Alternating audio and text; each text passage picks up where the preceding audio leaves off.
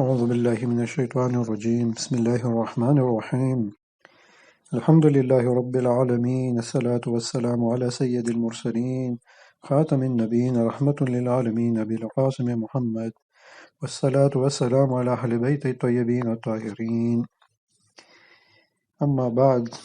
Tout d'abord, je vous dis à toutes et à tous, Assalamu alaikum wa rahmatullahi wa barakatuh. Alhamdulillah alladhi hadana li hadha wa ma kunna linahtadiya lawla an hadana Allah. Louange à Allah de nous avoir guidés vers ceci. Si nous-mêmes, nous ne serions pas guidés nous-mêmes, si Allah ne nous aurait pas guidés. Nous disons, Alhamdulillah, louange à Allah de nous avoir donné cette occasion, que nous allons, Inch'Allah, commencer à apprendre sa langue. Parce qu'il ne faut pas oublier que nous avons comme religion l'islam, et l'islam, la base de l'islam, selon notre aqidah, c'est le Coran et Ahl al-Bayt. Allah subhanahu wa ta'ala, il dit dans le Coran, Inna anzalnahu Qur'anan arabiyan la'allakum ta'aqilun. Nous avons fait descendre le Coran, nous l'avons fait en arabe pour que vous réfléchissiez dessus. Pour que vous réfléchissiez. C'est une langue de réflexion par principe. De toute façon, Inch'Allah, vous allez vous rendre compte pourquoi c'est une langue de réflexion, parce que c'est une langue qui est très profonde, très riche. Et c'est une langue, malgré que c'est une vieille langue, c'est toujours une langue vivante jusqu'à maintenant. Et c'est très rare de trouver une langue qui existait avant 1000 ans et qui est toujours en cours et que c'est toujours utilisé jusqu'à maintenant. En tant que musulmans, nous avons cette responsabilité de connaître cette langue. La langue arabe aurait dû être notre première langue en tant que musulmans. Comme nous le savons nous tous que la langue arabe, c'est une langue qui est négligée par les musulmans en particulier. En général, si nous regardons les statistiques, la majorité des musulmans ne savent pas l'arabe.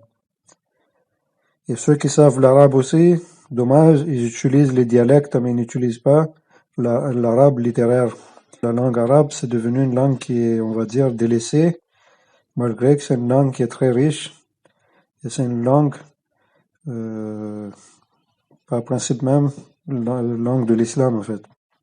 Donc en tant que musulmans, nous devons apprendre la langue arabe. Nous n'avons pas d'autre choix. Pourquoi? Parce que premièrement, Allah subhanahu wa ta'ala, il dit que nous avons fait du Coran, nous l'avons fait en langue arabe pour que vous réfléchissiez dessus. Dans un autre verset, Allah subhanahu wa ta'ala, il dit أَفَلَا يَتَدَبَّرُونَ الْقُرْآنَ أَمْ عَلَى قُلُوبٍ أَقْفَالُهَا. Allah subhanahu wa ta'ala, il dit pourquoi ne font-ils pas tadabbur sur le Coran, c'est-à-dire pourquoi ne réfléchissent-ils pas sur le Coran, ne portent-ils pas réflexion sur le Coran, ou bien il y a un cadenas dans leur cœur? Qu'est-ce qui les empêche? Nous voulons vraiment suivre ce qu'Allah subhanahu wa ta'ala dit. Nous n'avons pas d'autre choix que de connaître la langue arabe. Pourquoi? Parce qu'Allah, il nous dit, nous devons. Quand Allah, il dit, est-ce qu'il y a un cadenas qui nous empêche de faire tadabbur dans le Coran? Et le Coran a été envoyé pour que nous réfléchissions dessus, pour que nous fassions tadabbur. Et comment nous pouvons faire tadabbur si nous ne maîtrisons pas la langue arabe? Ça devient une sorte d'obligation, en fait, d'apprendre la langue arabe. De toute façon, on a un hadith que talabul ilm, c'est une obligation pour tous les musulmans et musulmanes. Et talabul ilm, ce hadith, en général, ça parle du ilm ad-din, ilm Allah. Ça englobe le Coran, l'Ahl al-Bayt, hadith d'Ahl al-Bayt, salamul alayhim ajma'in, etc. Et donc, pour apprendre le ilm, en fait, nous n'avons pas d'autre choix que d'apprendre la langue arabe. D'où l'importance de cette langue, parce que c'est une langue base, en fait, dans l'islam. Et donc, nous devons apprendre l'arabe, et l'arabe doit être notre première langue. À défaut, c'est pas grave si, on va dire, on n'est pas né arabe, on a eu notre langue maternelle, ça doit être notre deuxième langue. Mais c'est pas grave, on va dire encore que bon, on n'a pas eu le temps d'apprendre quand on était petit, on a appris le français, le gujarati, l'anglais, l'espagnol, l'allemand, etc. Le farsi, c'est pas grave, vous mettez au moins cette langue en 5e langue par exemple, mais il faut absolument l'apprendre. Parce que si nous avons pu apprendre toutes ces langues et que nous n'avons pas pu apprendre l'arabe, on n'a pas de toute façon d'excuse devant Allah subhanahu wa ta'ala. C'est très important d'apprendre la langue arabe. Pourquoi? Parce que, comme on a dit, qu'Allah nous invite à faire tadabbur dans le Coran et nous ne pouvons pas faire tadabbur dans le Coran si nous ne savons pas l'arabe. C'est pas possible. Parce qu'il y a tellement de finesse dans la langue arabe que c'est très profond en fait et ça a besoin de porter des réflexions. Et que moi, quand je vais porter réflexion, peut-être ce que je vais trouver, c'est pas forcément ce que un autre va trouver. C'est tellement profond que chacun y trouve quelque chose et qui peut être différent de ce que moi j'ai trouvé. Et pareil, on a aussi des hadiths, ta'allamu al-arabiyya, yani apprenez l'arabe, wa allimuha, yani enseignez-le aux autres. Yani, au début, nous devons apprendre pour nous-mêmes et après nous devons l'enseigner pour les autres. Ça, on a des hadiths de nos Ahlul Bayt. On a aussi un autre hadith qui dit que nous devons apprendre l'arabe. Pourquoi? Parce que c'est une langue avec qui Dieu parle avec nous.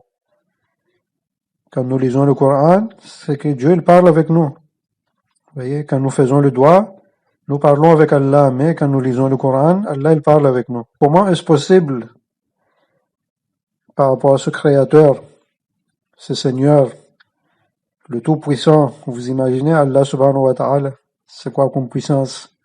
C'est quoi comme Seigneur? Vous voyez, il est en train de parler avec nous, et nous faisons en sorte que, voilà, nous voulons pas entendre, que nous voulons pas en savoir.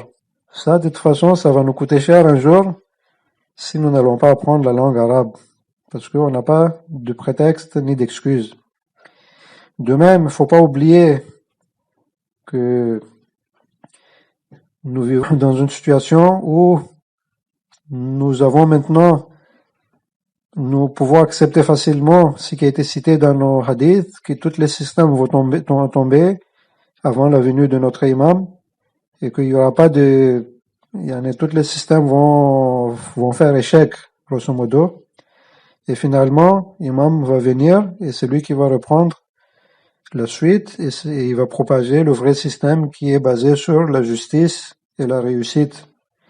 Et quand l'imam il va venir, donc il n'y a pas de doute que ça va être la langue arabe qui va dominer, comme en ce moment on a l'anglais qui domine. Quand l'imam va venir, ce sera la langue arabe qui va dominer. De toute façon, bon gré mal gré, nous devons apprendre l'arabe parce qu'on n'aura pas d'autre choix. Si nous allons vivre après la venue de notre imam, Ajjallahu Ta'ala Fajr Sharif, et que Dieu nous donne cette tawfiq, cette chance de vivre dans son système, de toute façon, ce sera la langue arabe. Je pose la question, qu'est-ce qui est mieux là? Quelqu'un qui a cru avant qu'imam il vient, qu'il a appris l'arabe, et voilà, l'imam est venu, et donc il utilise cette langue en fait dans le système de l'imam.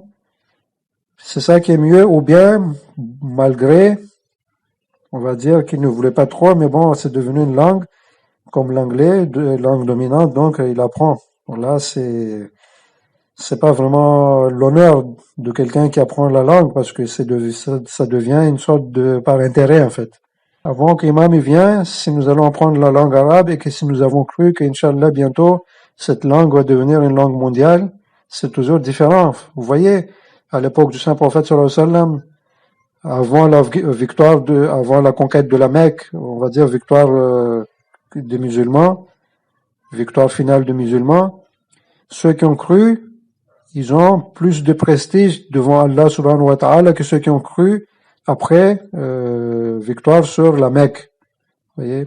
Parce qu'une fois que la Mecque a été conquise, c'est-à-dire les musulmans ont repris la Mecque, après, bon, c'était la base en fait. Et donc ça veut dire que les musulmans ont gagné. Et donc après, les gens, même s'ils ont accepté l'islam, bon, ils n'avaient pas d'autre solution de toute façon. Parce qu'il y a qui ont accepté l'islam parce qu'ils avaient peur, il y a qui ont accepté l'islam parce qu'ils voulaient pas payer le taxe, ainsi de suite. Et donc ils n'avaient pas d'autre choix. Par contre, ceux qui ont cru avant cette victoire, eux, ils sont spéciaux. En fait, c'est des gens spéciaux. Nous, pareil, en ce moment, nous devons avoir cette yaqin en fait que bientôt, Inch'Allah, l'imam va venir et de toute façon le système va être en arabe. Et même si on va dire qu'imam n'est pas venu, on va dire encore 100 ans, que Dieu accélère sa venue. Comme vous avez dit, c'est une langue d'Allah subhanahu wa ta'ala. Et donc, nous n'avons pas d'autre choix de toute façon que d'apprendre sa langue. Si nous voulons comprendre, si nous voulons écouter ce qu'Allah, il nous dit. Et de même, il ne faut pas oublier que le hadith aussi, c'est en arabe. Si nous voulons apprendre vraiment l'islam, nous n'avons pas d'autre choix que d'apprendre l'arabe. Et pareil, les divers doigts que nous lisons, c'est en arabe aussi. Si nous comprenons même quelques phrases en arabe, quand nous lisons les doigts, ça peut changer toute notre vie. Voyez. Inch'Allah, cette introduction, c'était pour vous montrer l'importance de la langue arabe. Donc, Inch'Allah, on ne va pas négliger cette occasion que nous avons eue, et nous avons fait un effort pour apprendre cette langue avec l'aide d'Allah subhanahu wa ta'ala, bien sûr, et en demandant l'intercession de nos ma'soumin salamullahi alayhim ajma'in. Assalamu alaikum jami'an wa rahmatullahi wa barakatuh.